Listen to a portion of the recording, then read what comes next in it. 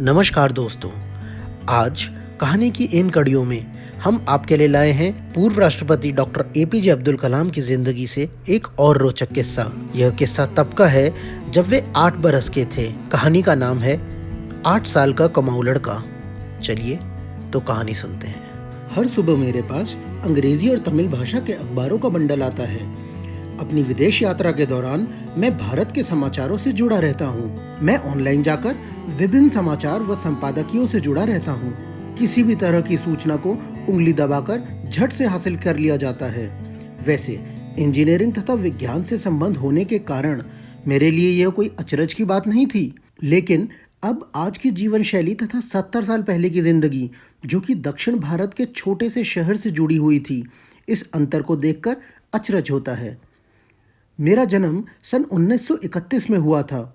मैं जब 8 साल का था, दूसरा विश्व युद्ध आरंभ ही हुआ था। ब्रिटेन ने नाजी जर्मनी से युद्ध की घोषणा कर दी थी और भारतीय कांग्रेस के विरोध के बावजूद भारत को ब्रिटेन की ओर से युद्ध में शामिल होना पड़ा था।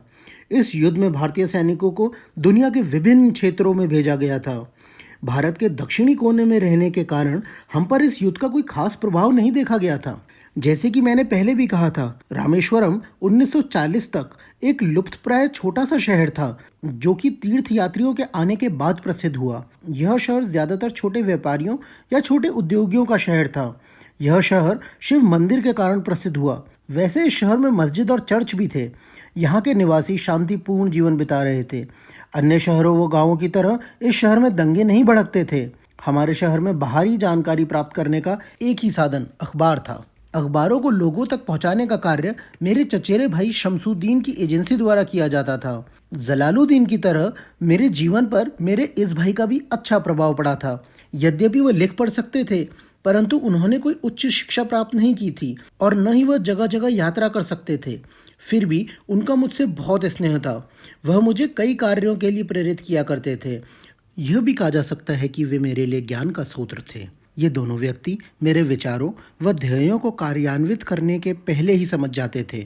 मेरे विचार में उनका श्रेय सिर्फ अपने व्यापार तक ही सीमित नहीं था। वे विस्तृत विश्व की जानकारी रखते थे। शमसुद्दीन की एजेंसी ही रामेश्वरम में अखबार बांटती थी। इस शहर में लगभग 1000 शिक्षित व्यक्ति रहते थे।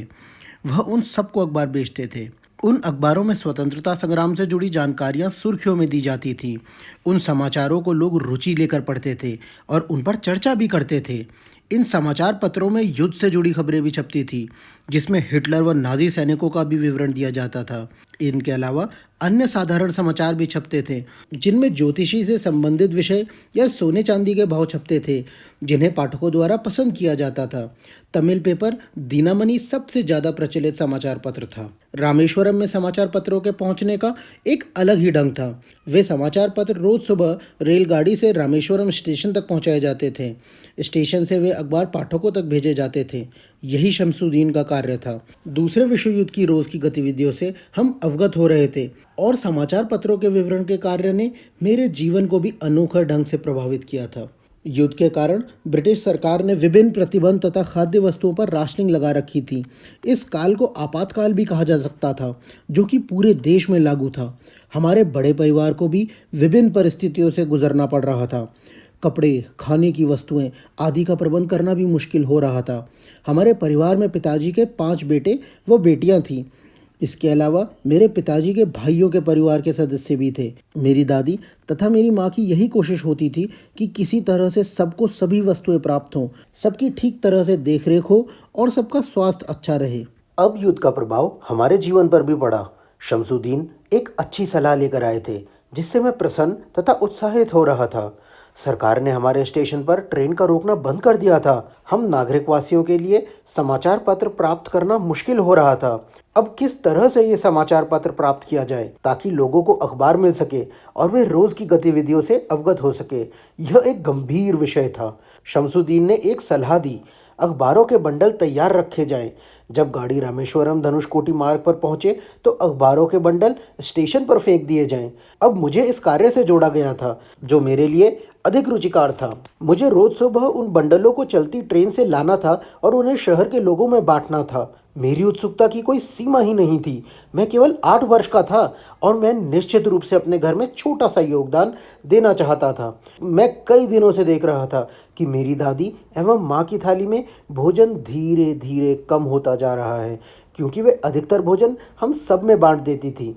बच्चों को खाने की वस्तुएँ सबसे पहले परोसी जाती थी। मुझे नहीं याद कि किसी भी बच्चे को भूखा रखा जाता था। ज़्यादातर औरतें ही अपने लिए समझौता करती थी। मैंने शमसुद्दीन की सलाह उत्साहपूर्ण मान ली। मुझे निश्चित रूप से अपने नई नौकरी के समय को अपनी दिनचर्या के साथ जोड़ना था। मेरी पढ़ाई तथा स्कूल इसी तरह से चलते रहना था। लेकिन अखबार बांटने का काम मेरे अन्य कामों के साथ जुड़ गया था। मेरे छोटे भाई तथा मेरे चचेरे भाई के मुकाबले मेरी रुचि गणित में अधिक थी। इसीलिए मेरे पिता ने हमारे गणित के अध्यापक के पास मेरे लिए गणित की ट्यूशन पर जाने का इंतजाम किया था। हमारे अध्यापक ने हमें हिदायत दी थी कि हम 4 विद्यार्थियों को सुबह नहाकर उनके यहाँ पहुँचना है। लगभग 1 साल तक, जब तक मैंने अपनी ट्यूशन ली थी, मैं सुबह-सुबह उठकर और नहाकर वहाँ पहुँच जाता था। मेरी माँ मुझे अंधेरे में ही उठा देती थी। वे मुझसे पहले उठकर मुझे नहलाकर हमारे अध्यापक के पास भेज देती थी। वहाँ 1 घंटे सुबह 5 बजे तक पढ़ता था। उसके बाद पास के अरबी स्कूल में कुरान शरीफ सीखता था। मैं कुरान की क्लास के बाद स्टेशन की ओर रुख करता था। वहाँ पहुँचकर मैं उत्सुकता से गाड़ी का इंतज़ार करता था। मैं इधर-उधर उछलता हुआ अपनी आँखें व कानों को खोलकर आने वाली रेलगाड़ी का इंतज़ार करता था। अन्य ट्रेनों की तरह वह रेलगाड़ी बहुत कम लेट आती थी। इंजन के धुएँ को दूर से ही देखकर मैं सावधान हो जाता था। इंजन के हॉर्न की आवाज़ बहुत तेज़ी से सुनाई देती थी। उस शोर के बाद गाड़ी रामेश्वरम स्टेशन से गुजरती थी। मैंने हवा में लहराते हुए उन समाचार पत्र के बंडलों को पकड़ने के लिए एक उपयुक्त स्थान खोज निकाला था। स्टेशन से गुजरते हुए ट्रेन के अंदर से निश्चित समय पर अखबारों के बंडल उछाले जाते थे। इसके बाद ट्रेन दूर चली जाती थी। शमसुद्दीन के आदमी हाथ हिलाते हुए वहां से गुजर जाते थे। उस समय गाड़ी की रफ्तार कम होती थी। ट्रेन की सीटी की आवाज़ कम होते ही मेरा काम शुरू हो जाता था। मैं उन बंडलों को उठाता था और उन्हें दूरी के अनुसार छांट लेता था, ताकि उन्हें सुविधा से बांटा जा सके।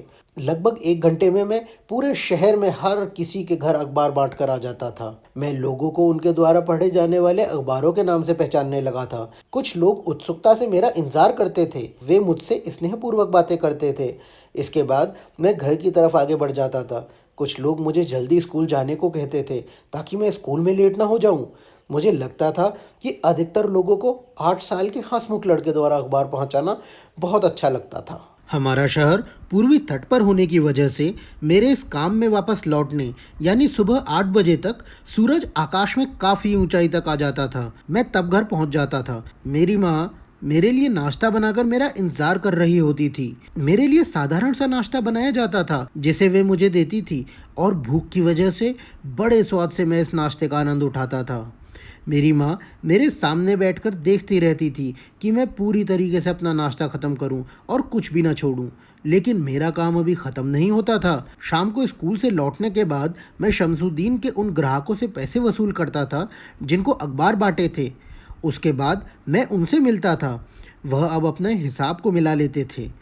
शाम को समुद्र के किनारे बैठकर, जहां हल्की हल्की ठंडी हवा बह रही होती थी, जलालुद्दीन या शमसुद्दीन दिन के अखबार को खोल लेते थे। हम अधिकतर दीनामनी पर चर्चा करते थे। हम में से एक ऊंची आवाज में अखबार को पढ़ता। धीरे धीरे हमारे सामने बाहरी दुनिया का नक्शा आ जाता था। गांधी जी, कांग्रेस, हिटलर, पेरियार, ईवी रामास्वामी की छवि और उनके शब्द इस वातावरण में गूंजने लगते थे। मैं अपनी उंगलियों में उनके संदेशों तथा महापुरुषों की फोटो महसूस करता था और उनके अस्तित्व को भी अपने बीच में देखता था। मैं सोचता था कि यदि मैं मद्रास, बंबई और कलकत्ता जैसे शहरों में जाऊंगा, किसी तरीके से अगर मेरी मुलाकात नेहरू व महात्मा गांधी से हो जाए, तब मेरी मनोस्थिति क्या होगी। मेरे मन में आए विचार मेरे साथियों के शोर से समाप्त हो जाते थे। उसके बाद मैं रात के खाने के लिए घर पहुंच जाता था। बाद में अपने स्कूल का होमवर्क भी करता था। 8 वर्ष के एक बच्चे के लिए इससे अधिक हिम्मत नहीं होती थी। रात 9 बजे तक मैं गहरी नींद में सो जाता था, क्योंकि अगले दिन मुझे पढ़ने के अलावा और भी कई काम होते थे। यह प्रक्रिया लगभग 1 वर्ष तक चली। मैं अब लंबा तथा भूरे रंग का हो गया था। अब मुझे अंदाजा हो चुका था कि किस तरीके से अखबारों के बंडल को उठाकर विभिन्न घरों में जाकर एक निश्चित समय पर अखबार पहुंचाना है। मैं अब शमसुद्दीन के हिसाब को भी अच्छी तरीके से समझ चुका था। मैं अपने दिमाग में हिसाब लगाकर रखता था। एक दिन में कितने पैसे मिले तथा किन पाठकों से कितने पैसे अभी लेना है। अब मुझे एहसास हो गया था कि एक कमाने वाले आदमी की क्या-क्या परेशानियां हो सकती हैं। सुबह से ही दिन भर की जिम्मेदारियों के लिए तत्पर रहना पड़ता था। होमवर्क, ट्यूशन, सुबह की इबादत साथ ही साथ जुड़ी हुई थी। लेकिन मद्रास धनुष कोड़ी मेल मेरे लिए इंतजार नहीं कर सकती थी। मुझे अपने निश्चित समय व स्थान पर स्टेशन पर पहुंचना होता था ताकि हवा में उछाले गए बंडलों को लपका जा सके। यह मेरा पहला अनुभव था अपनी जिम्मेदारी को निभाने का, अपने दोस्त शमसुद्दीन को दिए गए वचन को निभाने का भी, जिससे मैं पूरी मेहनत से पूरा कर रहा था। मेरे लिए दिन भर की थकावट चिंता का विषय नहीं होती थी। मेरी माँ इस जिम्मेदारी व कार्य से परेशान होकर अक्सर इसकी शिकायत करती थी, परंतु मैं सिर को हिलाकर मुस्कुराकर अपना काम करता रहता था। मैं जानता था कि वह थोड़ी सी कमाई भी हमारे लिए कितनी सहायक सिद्ध हो रही थी। लेकिन मैं अपने मन में मेरे इस कार्य से प्रभावित थी और मुझ पर गर्व करती थी कि मैंने किस तरीके से 8 वर्ष की उम्र में घर की आय में योगदान देना आरंभ कर दिया था। यह मेरी प्रेरणा को बढ़ाने वाला था और मैं हंसता हुआ अपने सफर पर अग्रसर रहा।